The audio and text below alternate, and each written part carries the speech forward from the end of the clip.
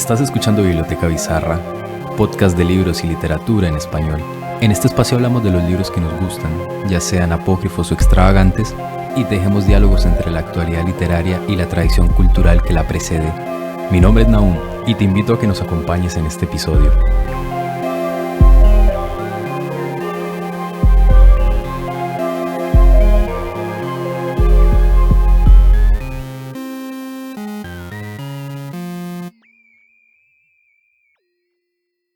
Hoy tengo el gusto de conversar con el escritor, editor y periodista cultural barcelonés Sergio Vilasanjuan. Por si no lo tienen en el mapa, ha sido ganador del Premio Nadal por su novela Estaba en el aire y recientemente merecedor del Premio Nacional de Periodismo Cultural de España, labor de décadas que ha desempeñado en su mayor parte desde las páginas de La Vanguardia, pero también con títulos fundamentales como Código Bestseller, entre otros.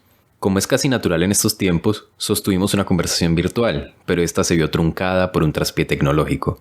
En ese sentido, aunque habíamos estado hablando acerca de la historia editorial en Barcelona y señalando la importancia de su rol en el mundo cultural de nuestra lengua, este episodio empezará in media res con las visiones de Sergio Vilasanjuan sobre José Donoso, quien fuese su maestro en un ya célebre taller de escritura, que el chileno impartía en los 70s en España y que prolongaría después de su regreso a Santiago en 1981. Espero que este y demás temas sean de su interés. Les dejo con su voz.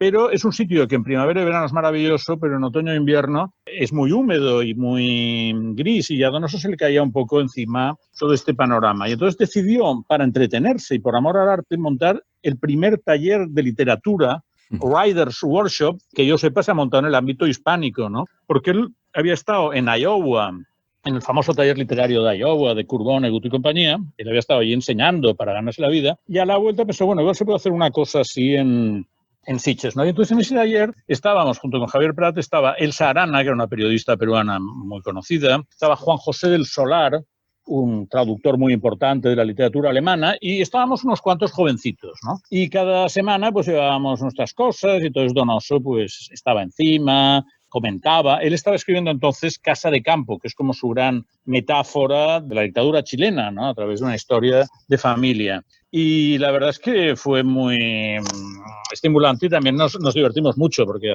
había un poeta peruano que se llamaba Américo Ollávar, había muchos peruanos, pero este Américo Ollávar tenía una casa con un jardín donde hacía por las noches una especie de ceremonias a la luz de la luna, como de ritos nocturnos que participábamos todos, y era muy pintoresco. Luego Donoso cambió, se fue mudando, y cuando volvió a Chile ya montó de una forma mucho más sistemática estos talleres de escritura ahí en Chile, y bueno, buena parte de los escritores chilenos importantes actuales han pasado por estos talleres, ¿no? Para mí, esa época tan sudamericana de Barcelona fue muy estimulante y muy bonita. Claro, y hasta hoy lo sigue siendo. Su caso puede ser un poco particular, en tanto que ya era un muy reputado periodista cultural, sobre todo de La Vanguardia, e incursiona en la ficción con una saga de novelas ubicadas en Barcelona y que recorren a su vez una saga familiar, con personajes como su abuelo, su padre y usted mismo. ¿Cómo fue este paso a las páginas de ficción? Muy en la estela de Humberto Eco, por ejemplo, que también se volcó a la novela con los años. Bueno, el ejemplo que has puesto de Humberto Eco, salvando las inmensas distancias, está bien visto. Yo le conocí a Humberto Eco en Barcelona en el año 1981-82, cuando vino a presentar El nombre de la rosa, y se montó una gran fiesta en casa de su editora Esther Tusquets, en un piso estupendo, y estaba Humberto Eco como un Buda, grande, inmenso, con la gente alrededor y tomándose un whisky mientras dictaminaba, ¿no? Efectivamente, Eco tenía pues 50 años cuando escribió El nombre de la rosa, y yo tenía también 50 años cuando me di cuenta que yo había escrito libros, artículos sobre temas culturales, sobre pintura, sobre literatura, sobre arquitectura, había escrito bastante. Pero llegué a la conclusión de que me interesaba ponerme en algún proyecto que me tocara más desde un punto de vista emotivo, o sea, en el cual, bueno, una parte muy personal mía se pusiera en juego. Entonces pensé en empezar a hacer un retrato biográfico de mi abuelo paterno, Pablo Vilasanjuan, que era un personaje interesante, porque había sido en los años 20, había sido abogado, político, había sido un hombre muy metido en la vida de la ciudad, que conectaba un poco todos los ambientes, porque se movía muy bien, era periodista también, o sea, era un hombre muy, digamos, con muchos intereses y a través de su figura podías entrar en un momento muy intenso de la vida de Barcelona, ¿no? Porque era un momento que había mucha violencia social, anarquismo en las calles, al mismo tiempo una vida nocturna divertidísima, cabarets, historias, guerra política, vida social de alto nivel, de grandes fiestas, alta sociedad, porque Barcelona durante la Primera Guerra Mundial había ingresado mucho dinero, ¿no? Entonces era un momento bonito. Empecé a hacer la biografía de mi abuelo y en cierto momento pensé, hombre, esto simplemente, empezando a modificar y a novelar un poco las cosas, probablemente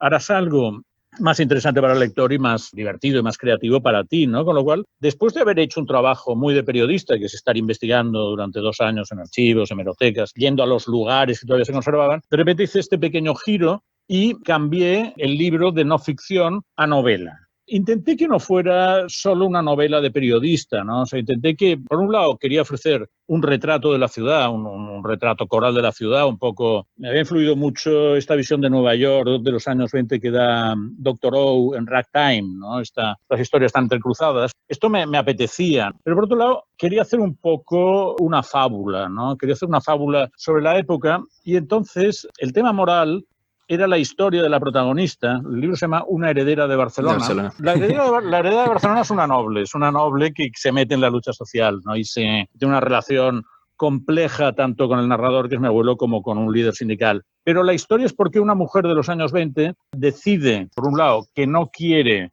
comprometerse con nadie, porque eso le hace perder sus derechos de mujer. En aquella época, las personas de nivel económico, si se casaban, las mujeres perdían la autonomía legal, ¿no? Con lo cual sus hijos pasaban por el medio. Esto por un lado. Y por otro lado había otra historia, que es que el narrador y su amigo barra antagonista, el líder anarquista, se salvan mutuamente la vida en 2 momentos diferentes, ¿no? Primero, el periodista conservador se la salva al político anarquista y luego cuando está en la Guerra Civil Española es al revés. El anarquista avisa al conservador de que tiene que dejar la ciudad, ¿no? Entonces a mí esta historia de que 2 personas de ideologías muy diferentes en cierto momento tuvieran la capacidad de reconocerse y ayudarse me parecía un mensaje bueno, ¿no? Aparte que es una cosa cierta, es un tema que le había ocurrido a mi abuelo. Entonces este es un poco el germen de mi primera novela. Y en el caso de Estaba en el aire, que ganó el premio Nadal, se ubica ya terminada la guerra civil e instalada la dictadura de Franco, donde presenta una serie de historias que se entrelazan en torno a un programa de radio que aborda la situación atroz de las desapariciones, ayudando a los familiares de estas personas a encontrarlos. Ahora, también se sortean temas como la censura, la industrialización o la alta sociedad barcelonesa. ¿Cómo se tensan tantos elementos para crear este clima de época palpable? Bueno, es lo que intenté. Si lo conseguí, si crees que lo conseguí, ya me has arreglado la tarde. Gracias. No, claro, yo después de la experiencia de mi primera novela con la figura de mi abuelo, que funcionó bastante bien, se reeditó, se tradujo, vendí los derechos para una serie de televisión que todavía no se ha hecho, pero hay un guión, ¿no? Después de todo esto pensé, bueno, está bien la experiencia, vamos a seguir intentando escribir narrativa, ¿no? Y entonces pensé seguir un poco, pasar de mi abuelo a mi padre, ¿no? Siempre los modifico y los cambio, pero la referencia es esta. Y había una historia de mi padre que me había impactado mucho, que era cuando llevaba efectivamente este programa de radio. Este programa de radio se llamaba Rinomicina le busca. Rinomicina era un antigripal, ¿no? Una cosa que te tomabas para que se te bajara la gripe. No sé si en estos momentos ayudaría contra la COVID, pero bueno. Este programa era una franquicia de un programa americano que buscaban gente, ¿no? En Estados Unidos funcionaba porque como es tan grande, la gente de repente desaparecía, maridos que dejaban a sus mujeres, etcétera, etcétera. Esto se pone en marcha en España, se pone en marcha con el respaldo de la empresa donde trabajaba mi padre, pero claro, en España ocurre una cosa, que es que hacía solo 20 años que se había acabado la Guerra Civil Española y donde se había perdido muchísima gente por motivos lógicamente comprensibles había sido durante la Guerra Civil. Unos habían muerto, otros habían tenido que ir al exilio, muchos habían dejado la familia, se habían separado de seres queridos, en fin, eran unas historias tremendas. Y entonces todo eso empezó a aflorar al programa. El programa tuvo un éxito espectacular. Mi padre estaba allí, me había enseñado, yo era muy pequeñito, pero había sacos de cartas y cartas que llegaban de toda España, ¿no? Y entonces iban resolviendo casos y encontrando gente en sitios. Yo en el libro explico una de las historias, que es un niño que había salido, había perdido la documentación, lo había mandado a Suiza, claro, al volver a España no sabía ni de quién era hijo ni por qué lo habían mandado y le encuentran a su madre. Lo que pasa es que a medida que pasa esto, claro, el régimen político resultado de la Guerra Civil Española, que era la dictadura de Franco, seguía vigente, porque Franco gobernó durante 40 años, poca broma. Entonces, en cierto momento, la censura empieza a focalizarse en el programa y en cierto momento, al final, a mi padre le dicen, esto se ha acabado, porque esto está removiendo unas cosas del pasado que no nos interesan nada, fuera. Entonces, bueno, yo por un lado explico esto y por otro lado, siguiendo un poco esta filosofía Doctor Who, para entendernos, me interesaba cruzarlo con otras historias. Y había una historia también que a mí me habían explicado de una señora muy guapa que había tenido un matrimonio muy desgraciado, ¿no? Había perdido a los hijos por esta indefensión legal que tenían en aquel momento las mujeres. Entonces ella inicia una relación con el propietario de la empresa donde este personaje inspirado en mi padre trabaja. Entonces yo cruzo estas dos historias, con lo cual, por un lado, quería entrar en el tema este de los desaparecidos, del conflicto que es siempre permanente entre la información y el poder. Y por otro lado, quería explicar una cosa que parece un poco complicada y perversa, pero que es real, que es la manipulación bien intencionada de los sentimientos, ¿no? En el caso de esta señora protagonista, ella manipulaba una relación con un poderoso para conseguir unos objetivos que moralmente eran totalmente lícitos, ¿no? Entonces yo quería entrar en esto y la novela es una novela corta, cruza todas estas historias. Tiene la gracia para mí que pasa en un momento de mi infancia, porque yo en los años 60 ya, yo soy del 57, o sea que yo tenía 6, 7 años cuando pasan algunos de estos capítulos, tengo la memoria infantil, pero es el momento en que España entra en la sociedad de consumo, ¿no? Porque España, tras la guerra civil, queda asolada, pasa 20 años muy difíciles, pero a finales de los 50, a principios de los 60, la economía se reactiva, empieza la publicidad, los concursos, la moda, los coches, y entra un poco en el consumismo, en las costumbres americanizadas, etcétera, etcétera, ¿no? Y esto también es lo que yo reconstruí haciendo trabajo de documentación, ¿no? O sea, picando mucha piedra, mirándome los anuncios, mirando las hemerotecas, etcétera. Una continuación de esta saga puede verse ya no solo en el lenguaje ficcional, sino también en el ensayístico, con un tema no poco espinoso. A ver, acaba de publicar el ensayo ¿Por qué soy monárquico?, en el que se traza un itinerario familiar que involucra a la generación de su abuelo, a la de su padre y a la suya propia. Lo que pasa es que en ¿Por qué soy monárquico?, que es un libro de no ficción, es un ensayo breve, hago relación con los tres. Pero la clausura de la trilogía es el informe Casabona, que empieza en la fiesta tradicional de los reyes en el Palacio Real, la fiesta del Cervantes, que yo he ido 10 o 15 años, y allí muere un gran empresario, turbio, creativo, pero malo, pero bueno, muy contradictorio.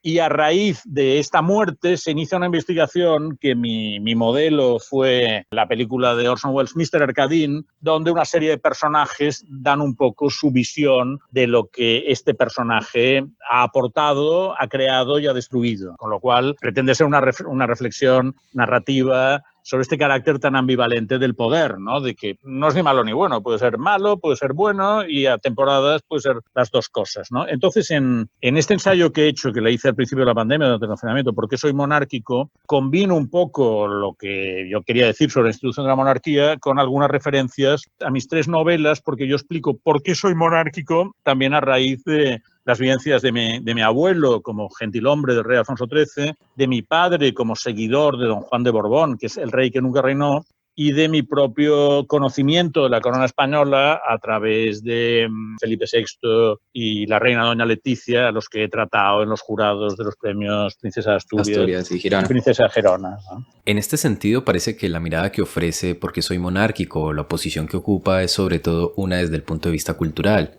que es una de las aristas de este tema tan polémico, sobre todo en estos momentos en que la monarquía es muy cuestionada. Yo quería abordar este tema. Primero lo quería abordar porque es un tema muy a debate, y muy a debate en estos momentos desde una posición muy crítica y muy negativa, porque el rey Juan Carlos se ha visto puesto en entredicho por algunas actuaciones que efectivamente parecen bastante discutibles, aunque todo está en manos de la justicia en estos momentos, pero el rey Juan Carlos abdicó en el año 2014 y su sucesor, que es su hijo Felipe, y la reina Leticia hasta ahora yo creo que lo han hecho muy bien, ¿no? En España ha habido un debate muy fuerte porque la izquierda y algunos grupos independentistas, catalanes, etcétera, han atacado mucho a la monarquía. Entonces he pensado, bueno, es un buen momento para decir por qué la monarquía es una buena institución. Y entonces yo no soy un politólogo, y con lo cual mi punto de vista, como tú apuntabas, ha sido sobre todo cultural y simbólica. Yo me he preguntado, bueno, ¿por qué series como The Crown, por ejemplo, o estas novelas de la Velvet, etcétera, donde sale la monarquía británica, ¿por qué tienen tanto gancho? ¿Por qué a la gente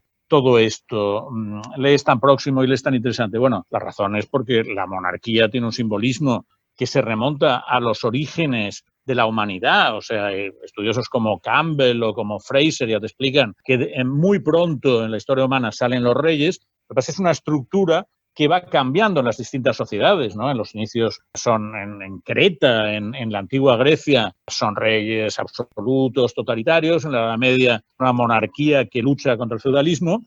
A partir del siglo XVIII, XIX, monarquías, digamos, pactan con la Ilustración, reparten sus poderes y en la actualidad son monarquías representativas. Pero si coges, por ejemplo, los rankings de Economist, entre los países más desarrollados con más calidad democrática de Europa, pues 2/3 partes son monarquías, ¿no? Entonces yo quería entrar un poco a tocar todo esto, a discutir todo esto, y lo quería hacer a través de una vía que fuera legible, ¿no? Porque finalmente lo que queremos al escribir libros es que sean interesantes, ¿no? Entonces pensé que una buena forma era entrar otra vez a través de mi familia, de estos 3 personajes que yo había modificado en mis novelas, que son mi abuelo, mi padre y yo.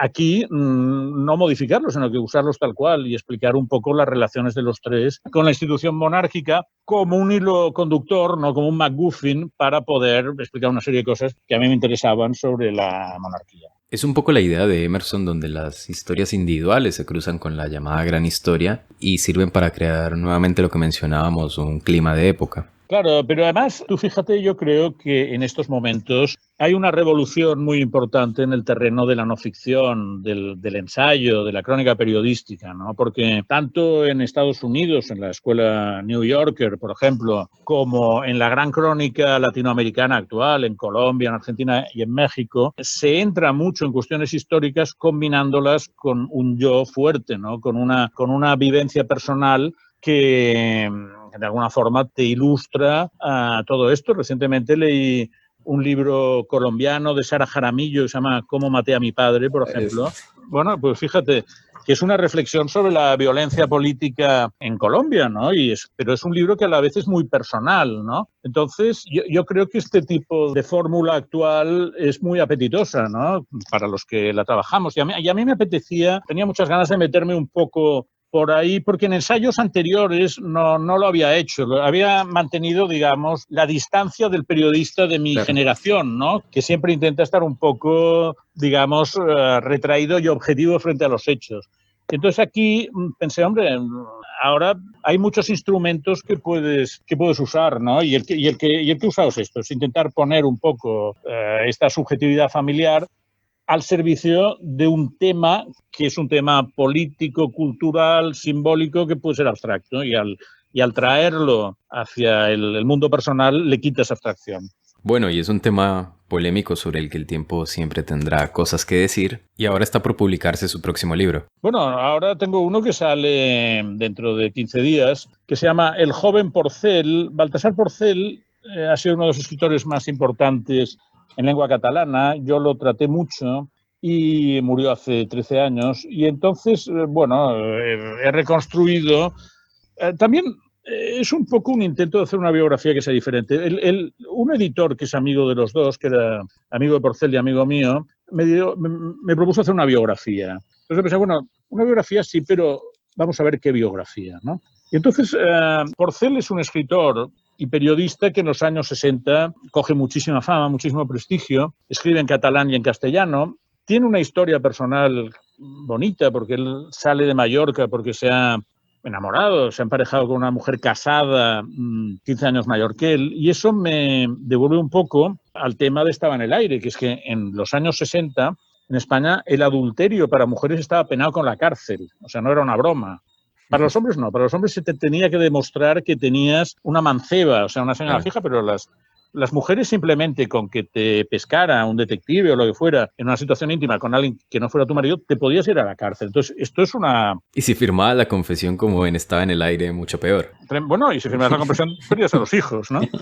Entonces, bueno, Porcel tiene esta situación con una escritora, que a mí me recordó un poco el tema de Estaba en el aire, pero además Porcel es un hombre que en 10 años pasa, para entendernos, del realismo existencialista al hipismo contracultural, porque él empieza entrando un poco en el mundo literario editorial barcelonés, una corbata, unas gafitas y unas nociones a lo François Mauriac y de compromiso, etcétera, pero claro, entre medio estallan los años 60, entonces él se va a París a mayo del 68, se va a Ibiza y está con los hippies, acaba yéndose a China, se tira 2 meses en China en plena revolución cultural, ¿no? Con lo cual, esta biografía, a través de las andanzas de este escritor, que es muy bueno, acabó siendo muy premiado en la Feria de Frankfurt, en Europa, aunque quizá en Hispanoamérica es poco conocido, ha tenido menos difusión de la que merece, pero espero que la tenga. A través de su figura, trazo un poco un gran retrato de los años 60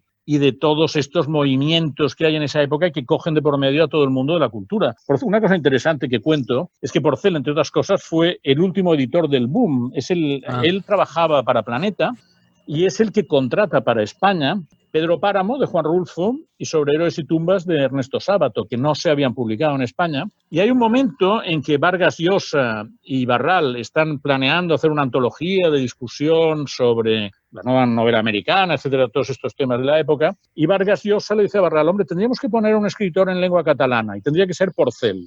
Entonces, con lo cual, es el escritor en catalán que estuvo a punto de ser el escritor catalán del Boom. Lo que pasa es que en el último momento esta antología no prosperó, ¿no? La biografía cuenta todo esto y he intentado, primero, es una biografía de juventud, se llama El joven Porcel porque cojo al personaje con 20 años y lo cierro con 33. Entonces, es el momento solar del personaje, es una biografía que es como una novela de aprendizaje, ¿no? La cita con la que la abro es la famosa cita de Balzac, de cuando Rastignac sube al cementerio de Montmartre, mira la ciudad y dice, maintenant à nous de Paris, o sea, ahora el debate es entre tú y yo, París, ¿no? Pues este escritor, Baltasar, llega a Barcelona y llega a Barcelona sin nada. Ha salido pobre, ha salido sin contactos de Barcelona a París, entonces desafía a la ciudad y en 10 años se ha convertido un poco en una de las grandes figuras del momento. Yo cuento todo esto y lo cuento no cronológicamente, sino por atmósferas, por gente que le protegió. Él de alguna forma seduce a los grandes intelectuales del momento, como Josep Pla, que es el mejor periodista español del siglo XX probablemente, y una gran institución en la vida catalana, pues Pla queda fascinado por Porcel y le protege. Y luego se pelean. O sea, él tiene grandes protectores con los cuales se va peleando con todo. Y, en fin, este es el libro que voy a publicar ya. Quiero aprovechar que menciona el tema de la Feria de Frankfurt y situaciones editoriales, porque el primer texto suyo que leí fue Código Bestseller, en el que se hace una revisión muy interesante de un tema que suele ser bastante demonizado, si se quiere, pero que tiene muchas aristas y variaciones, donde no solo se pueden considerar las sagas juveniles, sino ver a 100 años de soledad como uno de los últimos grandes ventas en español, porque un bestseller puede ser ese libro que vende mucho y rápido. Sí, cuando era adolescente leí mucho bestseller, muchos superventas, porque en la biblioteca de mi abuelo había, por ejemplo, los libros de Harold Robbins, que es un escritor norteamericano de los años 60, que es apasionante, porque tiene esta capacidad de los folletinistas franceses del 19, que son los que en realidad idean un poco el tema de crear grandes narraciones que cada capítulo te anima a pasar al siguiente, pasan cosas, hay pasión, hay vida. En el mundo cultural veía que la gente descalificaba con enorme alegría el tema de los bestsellers. No, es literatura comercial, es una porquería, etcétera, etcétera. Yo pensaba que llegué a la conclusión, al principio me callaba porque era jovencito, pero pensé, bueno, esto es un poco de pereza intelectual, porque, vamos a ver, si 3 millones de personas han leído una novela, tan mala no debe ser, algo debe tener, ¿no? Entonces me puse a investigar y hice un poco un canon del bestseller, ¿no? Porque encontré que en realidad los superventas, me centré en 2 siglos, pero los primeros superventas del siglo XIX son nombres consagradísimos hoy, pues a través de las escuelas y de todo, que han formado parte de la educación sentimental de muchísima gente. Estamos hablando de Julio Verne, estamos hablando de Dickens, estamos hablando de Salgari, esos son los superventas del siglo XIX, ¿no? Entonces, bueno, fui tirando del hilo y llegué pues hasta los actuales, pasé por muchos, García Márquez por descontado, pero Michael Crichton, los americanos, y acabando con un caso. Tú dices que el último bestseller en español ha sido García Márquez, que en parte es verdad, pero... No, por supuesto Carlos Ruiz Zafón y Pérez Reverte también. Exacto. Soy muy amigo de los dos, y aunque son muy diferentes entre sí, con Carlos fui muy amigo.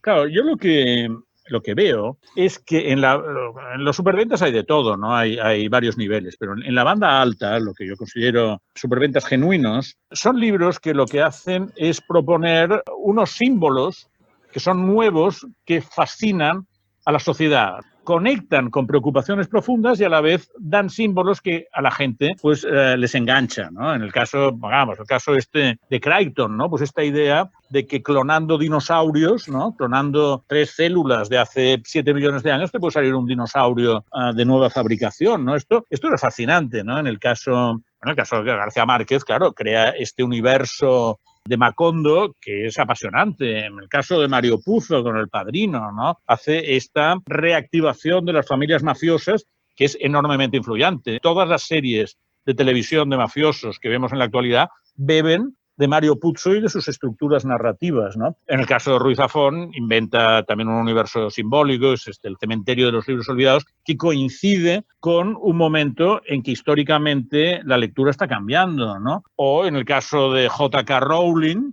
claro, ella entra de lleno con la filosofía política de Tony Blair, que en aquel momento es el primer ministro inglés, y que quiere ser a la vez un revolucionario tradicional. O sea, Tony Blair quiere que Gran Bretaña sea a la vez un país de súper vanguardia, pero recuperando lo más clásico del pasado, ¿no? Y esto está en los libros de J.K. Rowling. Bueno, en fin, yo me propuse hacer una reflexión sobre todo este mundo literario porque me parecía, ya te digo, bastante perezoso que más en el ámbito hispánico, porque yo creo que en el ámbito estadounidense son más receptivos. Por ejemplo, Stephen King ha sido muy estudiado en universidades y en ámbitos académicos, ¿no? En España cuesta, yo creo que cada vez menos, pero en fin, creo que modestamente contribuí un poco a que toda esta apreciación del bestseller cambiara, porque lo que no podemos ser es tópicos y repetir siempre frases hechas. Vende mucho, pues es comercial. Bueno, depende, hay más comerciales, menos. Ser comercial en sí mismo. Yo más que comercial, me gusta usar el término popular, autores populares, porque son autores que llegan a la gente, ¿no? Y esto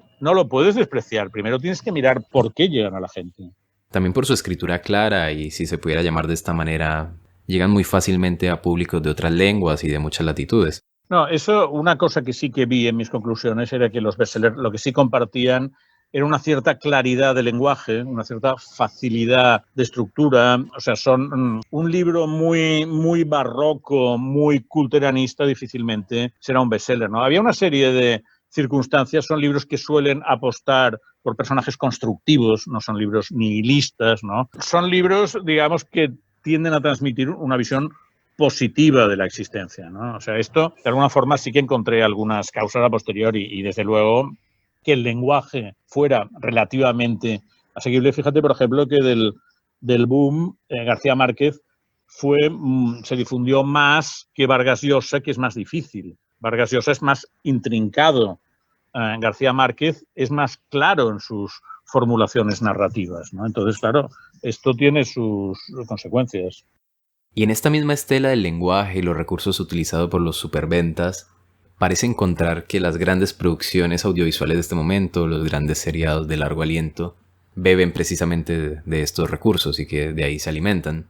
Es la tradición del folletín que inauguran Eugenio Sue con Los misterios de París y Ponson du Terrail con Rocambole entre los años 1820 y 1840. Allí ya se fija la estructura del folletón que los seriales de televisión respetan escrupulosamente. Acaba el capítulo siempre en alza, ¿no? Tienes que dejar protagonista que está cogida de las manos de un tipo con el abismo debajo, ¿no? O al asesino con el puñal en la mano que no sabemos si lo descargará o no, ¿no? Y luego hay una fórmula típica, hijos desaparecidos o hijos que recuperan a su madre después de buscarla por todos lados. Esto está aquí cada 2 por 3, lo vemos en las televisiones, ¿no? Dramas y reconciliaciones familiares. En realidad tu padre no es quien tú crees, sino este otro señor. Eso son fórmulas de hace 200 años y si miras los seriales de televisión que triunfan, incluso algunos con una apariencia muy cultista, muy indie, todo esto está vigente. Y allí se sostienen. Claro. Está vigente porque son buenas fórmulas. O sea que los que lo pensaron fueron astutos. Fueron autores con mucho ojo, sí. Y bueno, maestro Sergio, qué gusto haberlo tenido acá en el programa y haberlo podido escuchar hablar de este abanico de temas tan interesantes por los que usted ha trabajado durante tanto tiempo. Bueno, no, hombre, al revés, ha sido un placer hablar de todo esto contigo y queda pendiente un vis a vis delante de un café presencial. Te invitamos a seguir a Biblioteca Bizarra en sus plataformas, dejar tus comentarios y compartir este episodio. Nuestra portada y música son obra de dos mentes geniales, la artista María José Porras y el músico Joseph Paternina. No olvides seguirles. Hasta la próxima.